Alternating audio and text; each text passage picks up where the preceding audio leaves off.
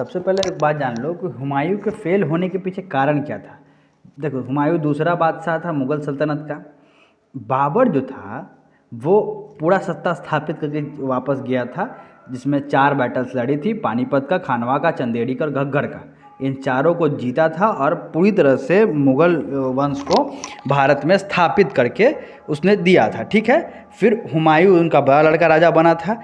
3 भाई जो हुमायूं के थे, अक्सारी, कामरान और हिंदाल, ये हमेशा इसके लिए मुसीबत का कारण रहे। ठीक है। और हमेशा इसके लिए मुसीबत क्रिएट की और हमेशा हुमायूं माफ़ करता रहा। ठीक है। हुमायूं 22 साल का लड़का। देखो, जैसे ही बाबर राजा बना उसने वेल्थ को जो है सो बांटना शुरू कर दिया। मतलब अपने मुग़ल वहाँ ये काबुल भेजना शुरू कर दिया, अपने रिश्तेदारों को देना शुरू कर दिया, मंत्रियों को देना शुरू किया, जिससे पूरा जो राज्य था वो बैंकरप्ट हो गया, मतलब खाली हो गया। धनहीन राज्य का राजा था ही। अच्छा, आप बाबर के पास प्रॉपर आर्मी नहीं थी, जिसके कारण जैसे सब बाबर के सुनते थे, क्योंकि उसमें उज्बेक्स थे, हिंदुस्तानी थे, पर्शियन थे, अफगान थे, तो बहुत सारे लोगों को मिला के एक सेना बनाया गया था जो सिर्फ बाबर के सुनते थे। अब ये लड़का था उनका 22 साल का लड़का, और कहाँ वो 40 साल 35 साल के एक्सपीरियंस लड़ा के। ठीक है। तब इस स्थिति में अब इनका लड़का हुमायूं जो था उसका कैसे सुनेगा कोनो। बाबर जो पिताजी थे तो वो पिताजी थे। ठीक है। और 1526 में बहुत सारा धन लूटा था बाबर। ठीक है। और अब जो है जाके ही बैंकरप्ट हो चुका था, एक तरह से लूटे पिटे रियासत का राजा था ही, समझे।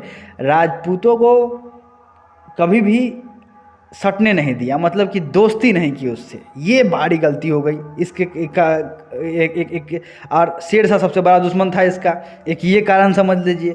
हुमायूं बहुत दयालु था, बहुत दयालु, इतना दयालु नहीं होना चाहिए। बहुत एक्टिव राजा नहीं था, बहुत धीमे धीमे समझता था चीज़ों को। ठीक है। प्रॉपर नहीं आर्मी था, बैंकरप्ट एम्पायर, समझे। पूरे एम्पायर को अपने भाइयों में बांट दिया था, आपको बताए थे। सपोर्ट नहीं था, वीक पर्सनालिटी था, हर चीज़ को स्लो सोचता था, बहुत दयालु था। हाँ, अगर आप किस्मत पे भरोसा करते तो कुछ किस्मत का भी साथ नहीं मिला इसको। ठीक है। बदकिस्मत राजा के नाम से जाना जाता है। 1540 से 1545 1540 से 1555 तक ई कहीं और रहा, पर्सिया रहा। ठीक है।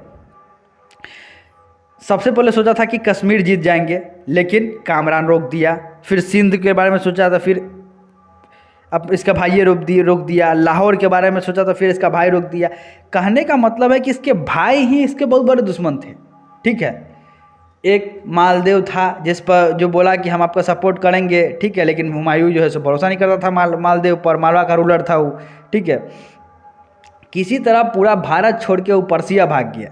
अब 1541 में हमीदा बानू बेगम से इनका विवाह हुआ। अब 1542 में अकबर का जन्म हुआ। ठीक है। कहाँ हुआ, जब जा रहे थे यहाँ से तो 41 में वीरसाला के यहाँ जो है सो 42 में जो है सो इनके गर्भ धारण में से जो अकबर जन्म हुआ, वो वीरसाला के महल में अमरकोट के राजा थे, समझे, और इनको शरण दी थी। हालांकि एक यही राजा देखने को मिलते हैं जो राजपूत राला है, जो इनके सामने हम लोग के सामने इतिहास में परोक्ष रूप से आते हैं, लेकिन अधिकतर राजपूतों का सपोर्ट नहीं था। ठीक है। अब पर्सिया के राजा का नाम था शाह तमसप नाम था उसका। ठीक है। लेकिन कोई भी आपको ऐसे ही शरण नहीं देगा। ठीक है। जब भी देगा तो कुछ ना कुछ शर्त रखेगा। शर्त पहला था कि सिया धर्म अपनाना होगा आपको पूरा। जब आप कांधार जीतिएगा अपने भाइयों से, तब आपको पूरा कांधार देना होगा। ठीक है। 1545 में शेर शाह की मृत्यु हो गई। अब 1553 तक इस्लाम शाह राज कर रहा था। फिर उसके बाद उसका बेटा फिरोज शाह बना 12 साल का। फिर उसको मार के आदिल शाह राजा बना। और आदिल शाह का गवर्नर जनरल कौन था, हेमू था। ठीक है। हेमू भैया एक नंबर आदमी, बहुत बुलंद व्यक्ति। ठीक है। 1545 में कांधार और काबुल को कैप्चर किया ही, वापस आया 1545 में कांधार और कैप्चर। ठीक है। फिर अच्छा, इधर भी कामरान और काबुल को कैप्चर कर लिया। अब पर्सिया के रूलर थे, उसकी मृत्यु हो गई थी, मतलब रास्ता साफ था। 1557 में आते मात्र पहले तो हराया भाई सबको। आते मात्र तो पहले ही हार मान गया था। कामरान को अंधा करके मक्का भेज दिया, अक्सारी को भी अंधा करके मक्का भेज दिया, और हिंडाल तो पहले से मरिए चुका था, समझे। अब एक युद्ध होता है, समझे। इधर इब्राहिम शाह, सिकंदर शाह इसके रिश्तेदार राज कर रहे थे, ठीक है। इब्राहिम शाह को बयाना पे राज करता, सिकंदर शाह लाहौर पर, आदिल शाह चुनारगढ़, समझे। लेकिन आदिल शाह जो अय्याश राजा था, इसी कारण हेमू मेन था, समझिए एक तरह से। आदिल शाह के जगह पे हेमू भी रख लीजिएगा तब भी ठीक रहेगा, ठीक है। सब जी लाहौर, सिंध, पूरा पूरा अफगान से जो एरिया था उसको हराया। फिर मच्छीवाड़ा का युद्ध होता है, समझे। लुधियाना से 19 किलोमीटर दूर पड़ता है मच्छीवाड़ा। और मच्छीवाड़ा में युद्ध होता है पूरा अफगान से, जिसमें नसीब खां, तातर खां ये सब आते हैं, समझे। इस सारे से युद्ध होता है, डायरेक्ट एक साथ भिड़ता है मच्छीवाड़ा में। अब एक तरफ हुमायूं रहता है और उसकी केंद्रीय सरकार की सेना रहती है, वहाँ वाला जो वहाँ से लेके आ रहा था वो भी, और भाइयों सब की रहती है, वो सारे सेना के साथ युद्ध होता है भयंकर 15 मई 1555 को, ठीक है। मच्छीवाड़ा का युद्ध, जिसमें हुमायूं जीतता है और एक तरह से इसको शरण मिल जाता है फिर से वापस भारत में, ठीक है।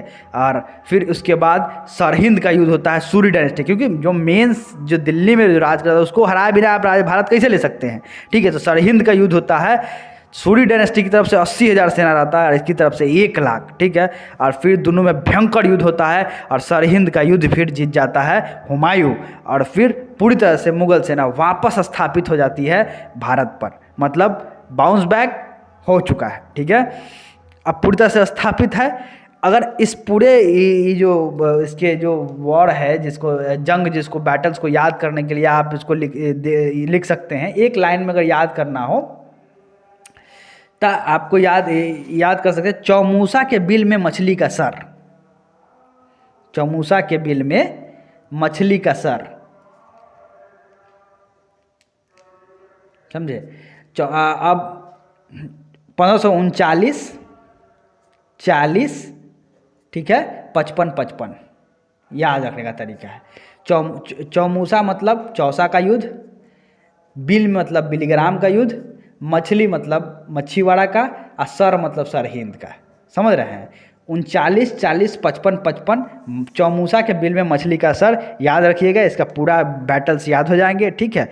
और 26 जनवरी 1556 में दीन पनाह एक लाइब्रेरी का नाम है, उसकी सीढ़ी से गिर के इसका खोपड़ी टूट जाता है, ठीक है। 1 दिन तक बचाने की कोशिश की जाती है, लेकिन ये उसकी मृत्यु हो जाती है और फिर राजा बनता है अकबर, ठीक है। और फिर जो है सो इसके बाद अकबर पढ़ा जाएगा। धन्यवाद आपका। 15 साल के गैप में जो गैप रह गया है उसको हम लोग उसमें हम लोग पूरा सूरी एम्पायर पढ़ेंगे, फिर उसके बाद जो है सो हेमू पढ़ेंगे, तब हम लोग आएंगे अकबर पे, ठीक है।